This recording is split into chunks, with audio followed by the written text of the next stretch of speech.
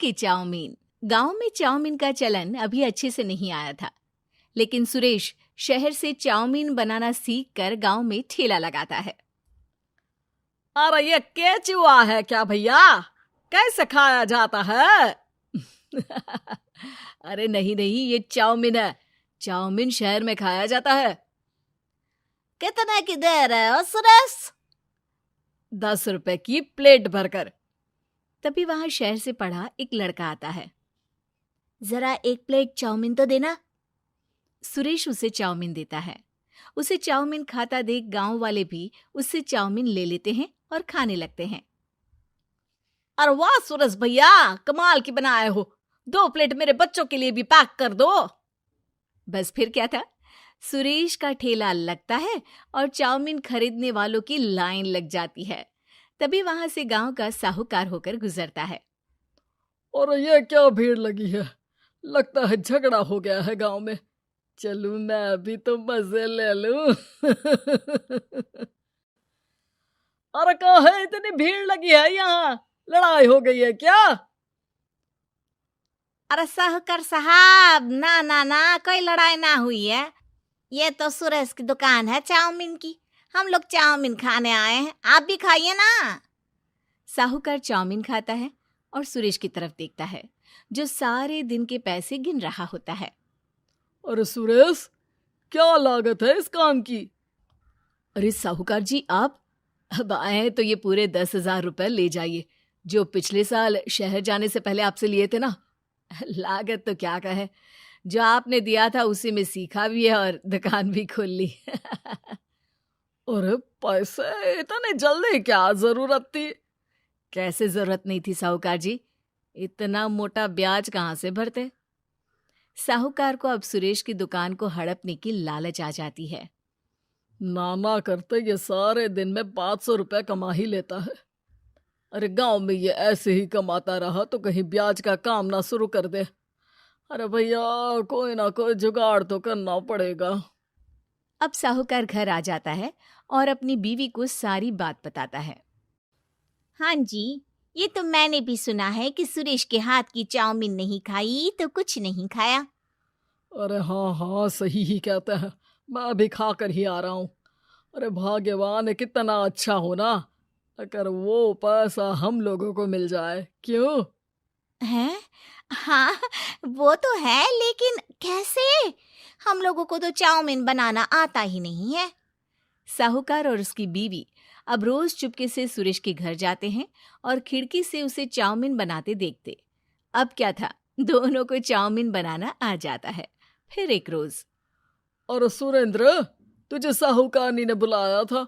बोल रही थी कि बेटे के जन्मदिन में 10 किलो चाउमीन का ऑर्डर देना है। बना दोगे ना? अरे हाँ हाँ साहूकार जी, मैं जरूर बना दूंगा। कब देना है घर में 10 किलो चाउमीन? अरे वो तो तू घर आकर बता कर लेना, मैं नहीं बता पाऊंगा। ठीक है, शाम को काम निपटा कर आ जाता हूँ। सुरेश साहूकार के घर जाता है, लेकिन वहां मियाँ बीवी मिलकर उसे बंधक बना लेते हैं। अरे मुझे क्यों बांध रखा है? मुझे छोड़ दो। आज से तेरा ठेला मैं लगाऊंगा और बहुत सारे पैसे कमाऊंगा। साहूकार एक आदमी को सुरेश की निगरानी में लगा देता है और वहां से चला जाता है। अगले दिन, अरे साहूकार जी, आप कब से चाउमीन बेचने लगे और अपना ये सुरेश कहाँ गया? और वो तो शहर गया है। उसका कोई काम निकल आया था। बोल रहा था कि जब तक वो ना आए तब तक मैं ही उसके ठेले का काम कर दूं। पैसे भी तो बहुत उधार ले रखे थे उसने। लगता है कर्जा भरने के डर से भाग गया है।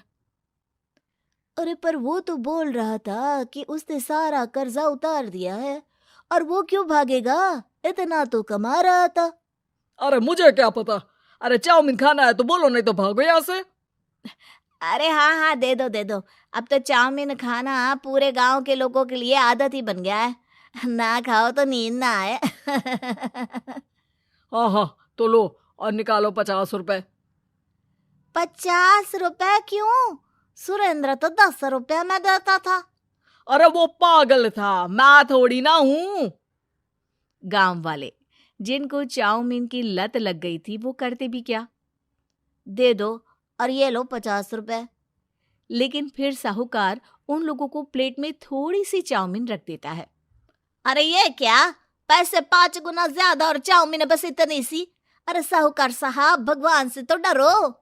बस फिर क्या था, साहूकार की मन मर्जी चलने लग जाती है और गांव वाले करते भी क्या। एक रोज मुझे तो लगता है कि सुरेश को साहूकार ने मार डाला होगा, क्योंकि उसका काम इतना अच्छा चल रहा था, फिर वो क्यों जाता, और वो भी साहूकार के हवाले दुकान करके। ना बाबा ना। अगले रोज भाग्यवान, देखो तो जरा, इस सुरेश भी ना कितना पागल था। जिस काम से वो ज्यादा पैसे बना सकता था, उससे इतने कम पैसे छाप रहा था। 50 रुपए प्लेट में भी गांव वाले खूब खा रहे हैं चाउमीन।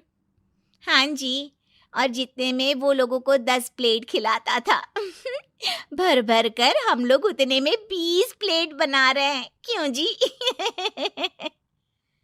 वहीं सुरेश रोज भगवान से मांगता कि बस एक बार वो किसी तरह वहां से निकलने में कामयाब हो जाए, लेकिन उसकी हर कोशिश नाकामयाब होती। फिर एक दिन, अरे भाग्यवान, ऐसा कुछ करो कि चाउमीन बनाने का खर्चा आधा हो जाए, जिससे हम लोगों को और मुनाफा हो। ना जी, मुझे तो कोई तरकीब ना सूझ रही। अरे सुनो, एक काम करते हैं, चाउमीन बनाने में जो सब्जी लगती है वो मंडी में लेने तुम देर रात चली जाना। तब तक वो सारी सड़ी गली सब्जी जो दुकानदार वहीं फेंक जाते हैं, वो उठा कर ले आना फ्री में। अरे वाह जी वाह, आप तो बहुत समझदार हैं जी। बीवी वैसा ही करती है, लेकिन अब लोग चाउमीन खाते तो मुंह बनाकर। फिर एक बार, अरे राम राम राम, ये पेट में दर्द काहे हो रहा है? आई, आई, आई, आई, आई। हाय रे हाय, मेरा भी पेट दर्द के मारे फटा जा रहा है। सभी को शक हो जाता है कि उन लोगों को चाउमीन खाने से ही ये बीमारी हो गई है। वहीं दूसरी तरफ जो आदमी सुरेश की निगरानी कर रहा था, वो सो रहा होता है और मौका देखकर सुरेश वहां से भाग जाता है। सुरेश गांव वालों के पास जाकर उन्हें सब कुछ बता देता है। बस अब क्या था, साहूकार के घर पुलिस पहुंच जाती है। चलो, तुमने गांव के लोगों को खराब सब्जी वाली चाउमीन खिलाकर बीमार किया और सुरेश को बंधक बनाया। तुम्हें इसीलिए हम गिरफ्तार कर रहे हैं। साहूकार को पुलिस ले जाती है और फिर अगले दिन से सुरेश का ठेला गांव के बाजार में लग जाता है, जहां अब पहले से ज्यादा भीड़ होती है।